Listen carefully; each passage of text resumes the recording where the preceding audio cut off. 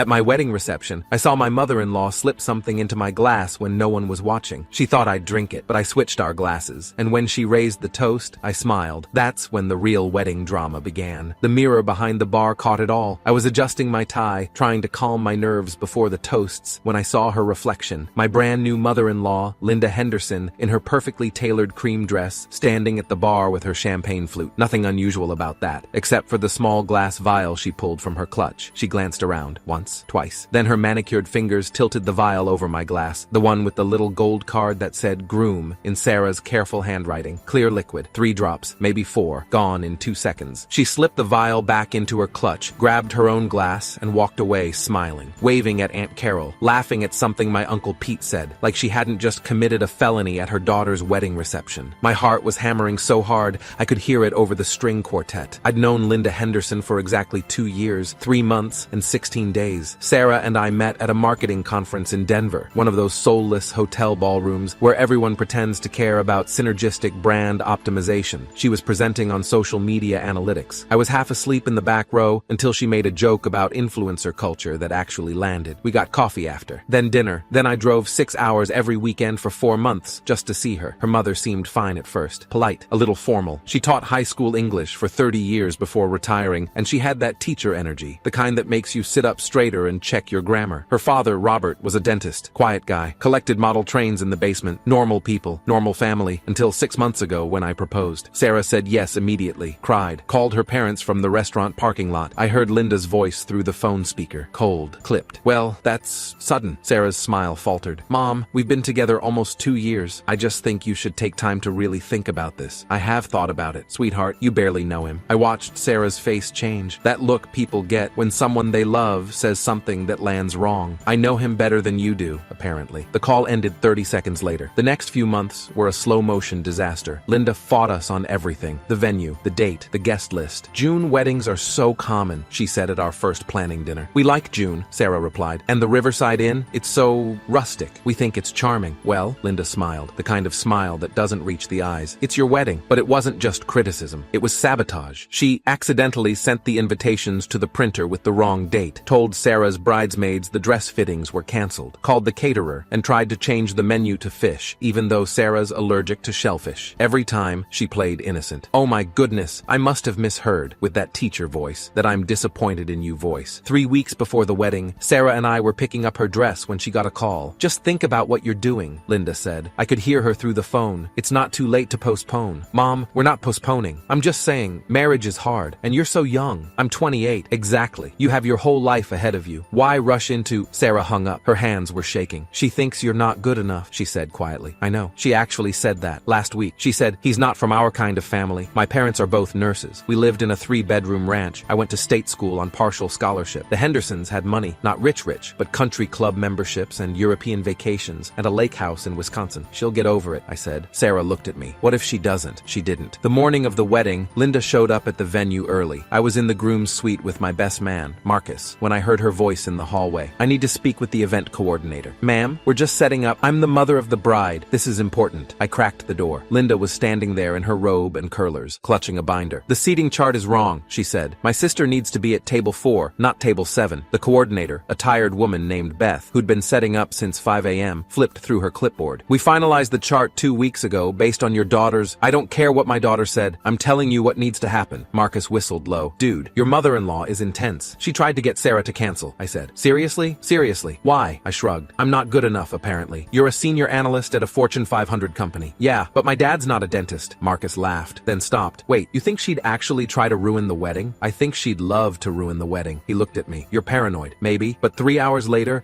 I was standing at the bar watching Linda Henderson poison my champagne. I didn't move for maybe 10 seconds, just stood there, heart racing, trying to process what I'd seen. She drugged me. My mother-in-law, a high school English teacher for God's sake, just drugged my drink at my own wedding. The bartender was refilling someone's wine. The reception hall was chaos. 200 people, string quartet, flower arrangements that cost more than my first car. Nobody was watching the bar except me. I walked over slowly, casual, like I was just grabbing my drink. Linda's glass sat 2 feet from mine. Same champagne, same gold-rimmed flutes, but hers had her name card. Linda Henderson, mother of the bride. I looked around. Nobody watching. I switched them. Her glass where mine had been. Mine where hers had been. Then I picked up what was now my glass, her clean one, and walked back to the head head table. Sarah was laughing with her bridesmaids. She looked so happy, beautiful. Her dress was this vintage lace thing that made her look like she'd stepped out of a 1920s photograph. She had no idea her mother had just tried to drug me. I sat down, forced myself to breathe normally. Marcus leaned over. "You good? Great. You look like you're about to throw up." "Wedding nerves," he laughed. "It's your reception. The hard part's over." I watched Linda glide back to the head table. She was smiling, chatting with my mother about the flower arrangements, playing the perfect mother-in-law. She sat down right in front of my glass, the poisoned one. The toasts started 5 minutes later. Marcus went first. Funny speech about how we met in college, how I once tried to cook dinner for a date and set off the fire alarm. Everyone laughed. Sarah squeezed my hand. Then Linda stood up. She grabbed her glass, my glass, and smiled at the crowd. "I want to welcome my new son-in-law into our family," she said warmly. Her voice had that practiced teacher cadence, clear, authoritative. "We are so blessed to have him." I felt Sarah relax beside me, but I was watching Linda's hand, watching her fingers wrapped around the stem of that glass. "Marriage is a partnership," Linda continued. "It takes work, commitment, trust." She looked right at me on that last word. "To the happy couple." She raised the glass. Everyone raised theirs. I raised mine, her clean glass, and watched her. She took a long drink. I pretended to sip. Then she sat down, still smiling, and set the glass on the table. Nothing happened at first. 2 minutes passed, then 3. Linda was talking to my father about his golf game, laughing at something he said. Her face looked normal, fine. Then I saw it. A flicker. Just for a second. Her eyes lost focus. She blinked, touched her forehead. "You okay, Mom?" Sarah asked. "Fine, sweetheart." Linda smiled. Just emotional, but her hand was trembling. Another minute passed. She tried to pick up her water glass. Missed. Knocked it over. "Mom, I'm fine." Linda stood up. Her legs buckled. Robert caught her. "Linda, what's wrong?" "I don't..." Her words were slurring. "I don't feel..." She collapsed into her chair, face pale, eyes unfocused. The reception hall went silent. "Someone call 911!" Robert shouted. Chaos erupted. Guests crowding around. Sarah crying. Marcus pulling out his phone. I stood up slowly and walked to the bar. The bartender was panicking. "I don't know what happened. I swear, all I served was champagne." "She had more than champagne," I said quietly. I pulled out my phone and took a photo of both glasses, the placement, the name cards. Then I walked back to Linda's purse, sitting on her chair, and opened it. Sarah was kneeling next to her mother. "Mom, can you hear me?" Linda's eyes rolled back. I found the vial in the side pocket of the clutch. Small, glass, still had maybe a drop of liquid in the bottom. I slipped it into my pocket. The paramedics arrived in 4 minutes. Detective-level response time. The Riverside Inn was only 2 miles from the hospital. They loaded Linda onto a stretcher while Robert held her hand. She was barely conscious, mumbling incoherently. "What did she ingest?" one of the paramedics asked. I pulled out the vial. "Whatever this is, I think she put it in my drink, then accidentally drank it herself." The paramedic's eyes went wide. "You think..." I watched her do it. Then I switched our glasses. Sarah spun around. "What? Your mother tried to drug me." "That's insane." I saw her at the bar. "She pulled this out of her purse and poured it into my champagne." "Why would she?" "Because she didn't want you to marry me." The paramedic was examining the vial. "This is a benzodiazepine, midazolam maybe. Strong sedative. This amount could cause respiratory depression." Respiratory depression. My hands were shaking. She'd tried to make me stop breathing. The police showed up 8 minutes later. Officer James Cardona,